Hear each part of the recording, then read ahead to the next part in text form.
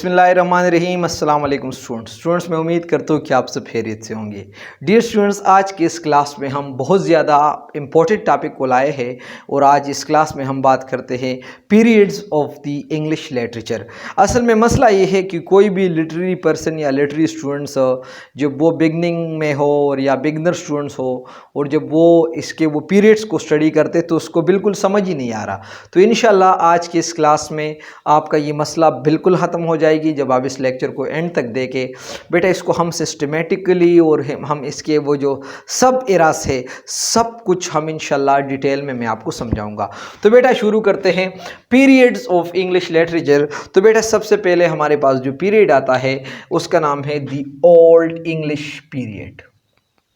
अब बेटा the old English period कब शुरू होता है और कब ख़त्म होता है, याद रखिए बेटा ये 450 से शुरू होता है एंड 1066 तक ये अब जाता रहता है और 1066 पे ये ख़त्म होता है। अगर आपको याद है बेटा इसके अंदर जो है वो हमारे पास वो एंग्लो सैक्सन पीरियड का फ़ेज़ 1 एंड फ़ेज़ 2 आता है जो बिल्कुल शुरू के लेक्चर में, अगर आप हिस्ट्री ऑफ इंग्लिश लिटरेचर के शुरू वाले लेक्चर देखें तो हमने फ़ेज़ 1 एंड फ़ेज़ 2 जो है एंग्लो सैक्सन पीरियड का वो हम डिस्कस कर चुके हैं। ये हमारे पास आते हैं 450 से 1066 तक। इसके बाद हमारे पास आता है मिडिल इंग्लिश पीरियड। अब बेटा मिडिल इंग्लिश पीरियड हमारे पास शुरू होता है 1066 से। देखिए बेटा इधर ख़त्म होता है, इधर से वो शुरू होता है 1066 से लेके ये 1500 तक ये चला जाता है। अब बेटा याद रखिएगा मिडिल इंग्लिश पीरियड के अंदर जो हमारे पास सब एरास है वो हमारे पास है एंग्लो नॉर्मन पीरियड। ये हमारे पास 1066 से शुरू होता है एंड 1340 तक ये जा रहता है। याद रखिएगा बेटा कोई आपसे पूछे कि आपने मिडिल इंग्लिश पीरियड पढ़ा है, हाँ मैं पढ़ा है, और आपने एंग्लो नॉर्मन पीरियड पढ़ा है, तो बोले कि Anglo Norman period is itself a part of the middle English period. इसके बाद हमारे पास आते हैं द एज ऑफ चासर। अब बेटा द एज ऑफ चासर भी मिडिल इंग्लिश पीरियड में फॉल होता है एंड ये 1340 से शुरू होता है एंड 1400 तक ये जा रहता है। इसके बाद हमारे पास है डार्क एज और बैरन एज जिसका नाम है 15th सेंचुरी। ये 1400 से 1500 तक ये जा रहता है। बेटा इसके बारे में मैं आपको 2 मेन फैक्ट्स बताता हूँ। बेटा याद रखिएगा जो मेन पोएट्स थे उसी टाइम पे वो अनप्रेजेंट थे, मतलब जेल के अंदर थे। तो 1500 के अंदर वो जो है वो प्रेजेंट पोइट्री जो है वो अक्सर पब्लिश हुई है, लेकिन वो जो है हमारे हाथों तक अभी ना पहुंची है। और इसका दूसरा इंपॉर्टेंट अहमियत जो है इसके बाद फिर 16th सेंचुरी में हमारे पास रेनेसां पीरियड आता है। तो mostly critics claim that 15th century is very important because क्योंकि 16th सेंचुरी का जो सीड्स थे वो हमारे पास 15th सेंचुरी में थे। तो बेटा ये इसकी थोड़ा सा अहमियत है कि 16th सेंचुरी का या रेनेसां का जो सीड्स थे वो कौन से सेंचुरी में हमारे पास थे, वो 15th सेंचुरी में हमारे पास थे। तो बेटा खैर इसको नहीं कंसिडर किया जाता। डार्क एज या बैरन एज ये 1400 से 1500 तक की जा रहता है। इसके बाद हमारे पास आता है द रेनेसां पीरियड। बेटा आप देख सकते हैं द रेनेसां पीरियड। अब रेनेसां पीरियड हमारे पास 1500 से शुरू होता है एंड 1660 तक जा रहता है। अब रेनेसां के अंदर जो सब एरास है वो हमारे पास है नंबर 1 प्रिपरेशन पीरियड। अब प्रिपरेशन पीरियड में क्या होता है, अब जो है आपको पता है कि renaissance was not just story of a single day. Renaissance जो है ऐसा नहीं कि बस एक सिंगल डे में शुरू होती है और बस अचानक रेनेसां जगह इटली से शुरू हुई और फिर जो है रफ्ता रफ्ता कई ममालिकों को क्रॉस करके वो एंड। तो it was actually a preparation, यानी कोई लिटरेचर नहीं प्रोड्यूस हुई उस टाइम पे। और ये 15 से लेके 1558 तक जो है कोई वो जो है ऐसा कोई लिटरेरी काम नहीं हुआ था। It was a kind of preparation. और जो मेन जो हमारे पास जो मेन राइटर्स हमारे पास थे तभी वो बच्चे थे। अगर हम शेक्सपियर की बात करें तो बेटा ये हमारे पास 1564 में पैदा होते हैं, 16 पे उसका वो डेथ होता है। सो आप कंसिडर कर ले 1554 पे तो अभी वो पैदा हुआ। तो आप मुझे बोले कि वो जो है कैसा उसने वर्क प्रोड्यूस करना शुरू की, नहीं हो सकता। तो बेटा जो है they were very child at that very time. इसके बाद हमारे पास आता है एलिज़ाबेथन एज। अब एलिज़ाबेथन एज जो है ये हमारे पास 1558 से शुरू होता है एंड 1603 तक ये जा रहता है। और याद रखिएगा it was the age when Queen Elizabeth, actually इससे पहले जो थे वो हेनरी 8 था, हेनरी 8। अब हेनरी 8 कौन था? Henry 8 was actually the father of queen Elizabeth, वो क्वीन एलिज़ाबेथ का अबू था। और एक और बेटा मैं आपके जहन में एक और चीज़ शामिल करना चाहता हूँ, ये जो हमारे पास क्रिश्चियन के अंदर जो हमारे पास दो मेन फ़िरके जो थे, जिस तरह हमारे पास कैथोलिक एंड प्रोटेस्टेंट। तो बेटा कैथोलिक जो है it is a very a very old I would say like Christianity, a very old type of Christianity. जबकि हेनरी 8 जो था उसने फिर प्रोटेस्टेंट वाला जो क्रिश्चियन है उसने उसको शुरू की। मतलब प्रोटेस्टेंट जो लोग थे असल में उसका हेड, प्रोटेस्टेंट चर्च का जो हेड था वो हेनरी 8 था। और एक ऐसा हेनरी 8 दूसरी शादी कर रहा था और उस टाइम पे चर्च के पास पूरा ताकत होता था, तो वो जाके चर्च को बोला कि मुझे नेक्स्ट शादी करने की इजाज़त दे। जबकि कैथोलिक चर्च ने उसको शादी करने की इजाज़त नहीं दी, तो उसने प्रोटेस्ट की कि हम आपको नहीं फॉलो करते। फिर प्रोटेस्ट से प्रोटेस्टेंट बन गया और उसका एक अलग चर्च बन गया। देखिए बेटा, फिर प्रोटेस्टेंट भी दो, एक एंग्लिकन चर्च है। एंग्लिकन चर्च जो है वो भी प्रोटेस्टेंट का एक पार्ट है, यानी कैथोलिक से वो जो है वो अलग है और ये प्रोटेस्टेंट का एक पार्ट है एंग्लिकन चर्च। एनीवेज बेटा इस पर जैसे जनरल। सो क्वीन एलिज़ाबेथ जो थी उसी टाइम पे थी 1588 से लेके 1603 तक। अब बेटा इसके बाद हमारे पास आता है उसी रेनेसां पीरियड के अंदर शेक्सपियरियन एज। अब शेक्सपियरियन एज जो है वो हमारे पास 1590 से शुरू होता है। अब देख ले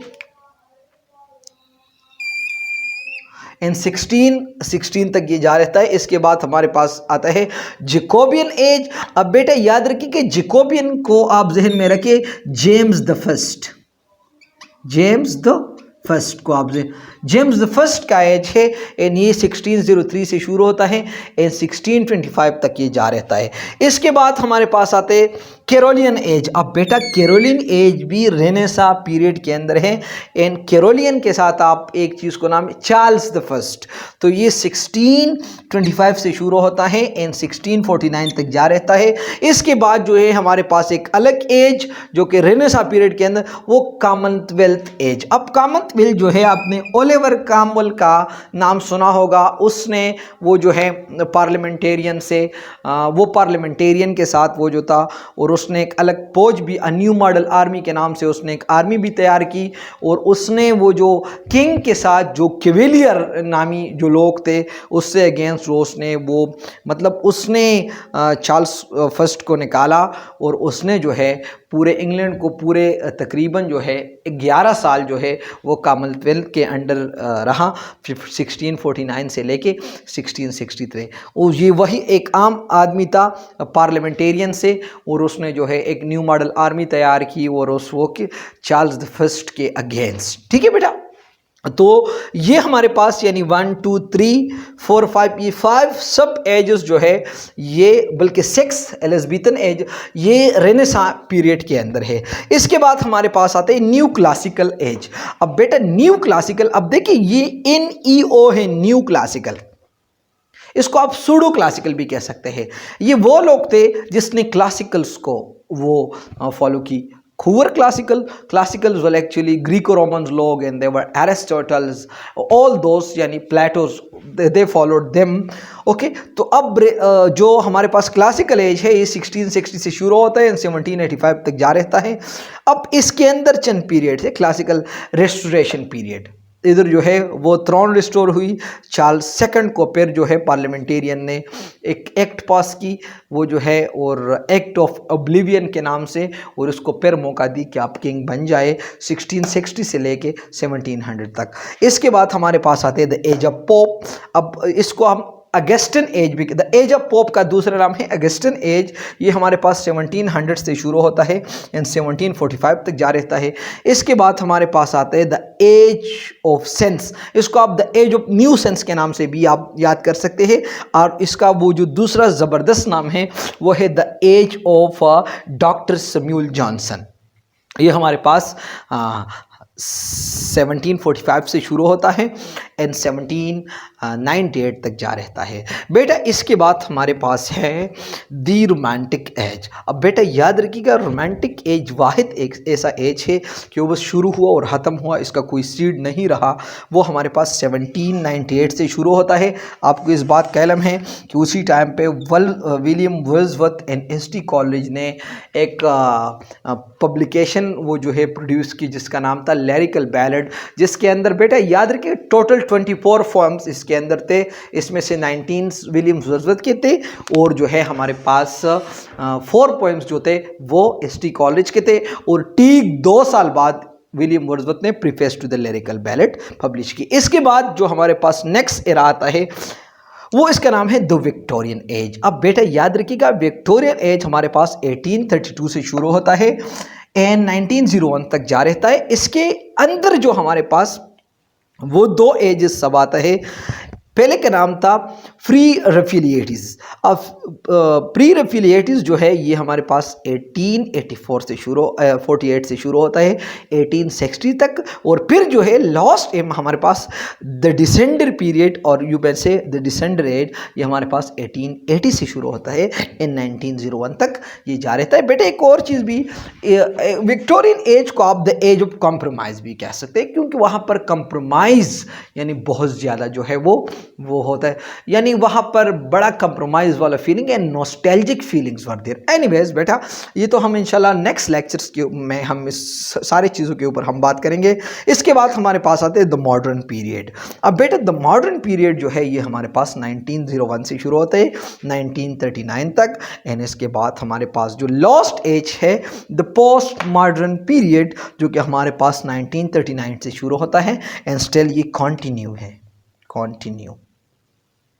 बेटा ये हुआ आज का हमारा पीरियड्स ऑफ इंग्लिश लिटरेचर। ये इंतहाई अहम लेक्चर है बेटा, ख़ास तौर पे जो अभी बेस इंग्लिश कर रहे हैं या वो जो तैयारी कर रहे हैं लेक्चरर के लिए। अक्सर जो है वो ऐसे भी MCQs आता है कि the old English period starts, या जो है वो शेक्सपियरियन एज स्टार्ट, या वो जो है रिस्टोरेशन पीरियड स्टार्ट। तो बेटा ये डेट्स भी इंतहाई लाजमी है, ये भी आप याद कर लें। और बेटा ये पूरा लेक्चर जो है आप अगर नोट कर ले तो बहुत ज़्यादा फ़ायदा होगा। बेटा इसके अलावा तो अगर आप लोग का कोई सवाल हो आप पूछ सकते हो, वरना मेरी तरफ से कोई सवाल ना हो। और इंशाल्लाह बेटा हिस्ट्री को हम फिर कंटिन्यू करेंगे। लेकिन चंद दोस्त थे उसने मुझे मशवरा दिया कि आप और भी जिस तरह जेलोंग के या डेविड डेशिस के भी हिस्ट्री आप पढ़ना शुरू करें, तो मतलब तीनों का, बियर मलक का और डेविड डेशिस का और जो जेलोंग का हिस्ट्री है, इन तीनों को पढ़े और फिर इससे एक लेक्चर को आप कंक्रीट करें और फिर आप YouTube के सामने लाए तो बहुत ज़्यादा फ़ायदा होगा। तो मैं इसी चीज़ को आजकल फोकस कर चुका हूँ, इसलिए मेरे वीडियोस थोड़ा लेट होते हैं। तो बेटा थैंक यू वेरी मच बेटा। अगर सवाल ना हो तो फिर भी मुझे वीडियो में बताएं कमेंट में कि आपको वीडियो कैसी लगी। और अगर आपको लगता है कि इससे फ़ायदा मिलता है तो बेटा अगर आप दोस्तों के साथ इसको शेयर करें। और अगर आप न्यू हो तो आप लाजमी है कि आप इसको सब्सक्राइब भी करेंगे और वो आइकन भी प्रेस करेंगे, और क्योंकि आप आने वाली वीडियो से बाखबर रहना चाहते हैं। तो थैंक यू वेरी मच बेटा। अल्लाह हाफिज़।